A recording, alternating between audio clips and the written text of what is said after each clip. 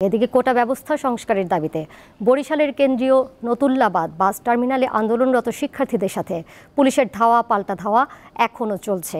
এ বিষয়ে বিস্তারিত জানাতে বরিশাল থেকে সরাসরি যুক্ত রয়েছেন সহকর্মী মর্তুজা জুয়েল। ৫টার সংবাদে আমরা দেখছিলাম সংঘর্ষের চিত্র সরাসরি, এখনও কি একই পরিস্থিতি রয়েছে কিনা জানাবেন।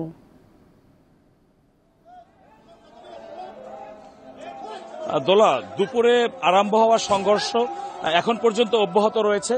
কেন্দ্রীয় নতুল্লাবাদ বাস টার্মিনাল এলাকার লুৎফর রহমান সড়ক যেটি, ঠিক এখানে কিন্তু বিপুল সংখ্যক পুলিশ উপস্থিত রয়েছে এবং তাদের সঙ্গে সরাসরি সংঘর্ষ চলছে কোটা আন্দোলনকারী শিক্ষার্থীদের। ঠিক এই সড়কটির মতো এই সড়কের দুপাশ থেকে বয়ে যাওয়া অসংখ্য অলিগলিতে শিক্ষার্থীরা অবস্থান করে তারা সরাসরি ইটপাটকেল নিক্ষেপ করছেন এবং তাদের যে কোটা সংস্কারের যে দাবি, সে দাবিতে তারা অনড় রয়েছেন। এই পর্যন্ত বরিশাল নতুল্লাবাদ বাস টার্মিনালের দু প্রান্তে কয়েক হাজার যানবাহন কিন্তু অচল অবস্থায় পড়ে রয়েছে এবং এর ফলে যে জনদুর্ভোগ সেটি কিন্তু অব্যাহত রয়েছে। মূলত বলা যেতে পারে যে গোটা বাস টার্মিনাল এলাকার আশপাশের প্রায় 2 কিলোমিটার জুড়ে এলাকার সকল ধরনের ব্যবসা প্রতিষ্ঠান, ব্যাংক, আর্থিক প্রতিষ্ঠান এগুলো কিন্তু দুপুরের পর থেকে একেবারেই পুরোপুরি বন্ধ রয়েছে এবং নতুল্লাবাদ বাস টার্মিনালের এলাকার কাউনিয়া বৌদ্ধপাড়া যে সড়ক, সেই সড়কের উপর একটি কালভার্ট রয়েছে, সেখানে কয়েক শতাধিক শিক্ষার্থী তারা জড়ো হয়ে অগ্নি সংযোগ করছেন সড়কে এবং লাঠিসোঁটা সহ তারা সড়কে অবস্থান করছেন। আমরা দেখতে পাচ্ছি মূলত তাদের সঙ্গেই কয়েক দফা ধাওয়া পাল্টা ধাওয়ার ঘটনা দুপুর থেকে চলছে। এ পর্যন্ত 2 জন পুলিশ সদস্য আহত হয়েছে এবং 19 জন শিক্ষার্থী আহতের সংবাদ আমরা পেয়েছি। কিছুক্ষণ পূর্বে এখানে দোকানপাট থেকে শিক্ষার্থীদের 2 জন শিক্ষার্থীকে আটক করেছিল পুলিশ, যদিও তাদেরকে ছেড়ে দিয়েছে। আমরা দেখতে পাচ্ছি যে এখানে আন্দোলনকারীরা তারা অবস্থান করছেন এবং তারা কিন্তু তাদের দাবিতে অনড় রয়েছেন এবং তাদের কথা যে সরাসরি তাদের দাবি না মেনে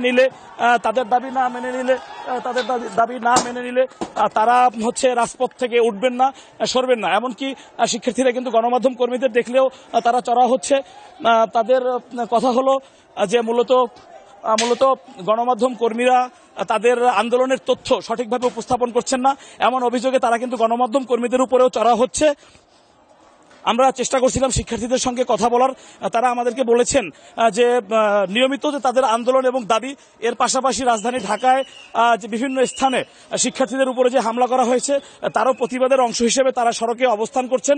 আমরা দেখতে পাচ্ছি যে সড়কে বিপুল সংখ্যক বুলেটের যে খোসা সেগুলো ছড়িয়ে ছিটিয়ে রয়েছে এবং পুলিশ সদস্য যারা রয়েছেন তারা কিন্তু বিরতিহীনভাবে কিন্তু তারা টিয়ার গ্যাস, সাউন্ড গ্রেনেড, ছড়রা গুলি যেটিকে বলা হয়, এগুলো কাঁদানে গ্যাস এগুলো কিন্তু অনবরত বর্ষণ করেছেন।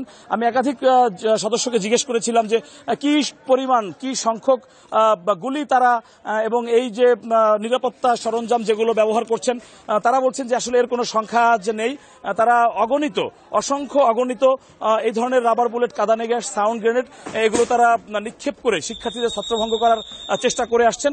কিন্তু অত্যন্ত ঝুঁকিপূর্ণ একটি পরিবেশ এখানে এখন পর্যন্ত বিরাজ করছে। মূলত নতুল্লাবাদ বাস টার্মিনালের চারদিকে মূল সড়ক এবং এর সঙ্গে অসংখ্য অলিগলি যুক্ত রয়েছে। এই এলাকাটি বৃহৎ একটি এলাকা বরিশাল মহানগরীর। এর চতুর্দিকেই শিক্ষা প্রতিষ্ঠান রয়েছে, বিশেষ করে সরকারি ব্রজমোহন কলেজে 27,000-এর বেশি শিক্ষার্থী কিন্তু 26টি অনুষদে লেখাপড়া করে। তারা সকলেই কিন্তু এই সড়কে রয়েছেন আন্দোলনের দাবিতে এবং তারা এখন পর্যন্ত আন্দোলনের দাবিতে অনড় রয়েছেন এবং সংঘর্ষ অব্যাহত রয়েছে।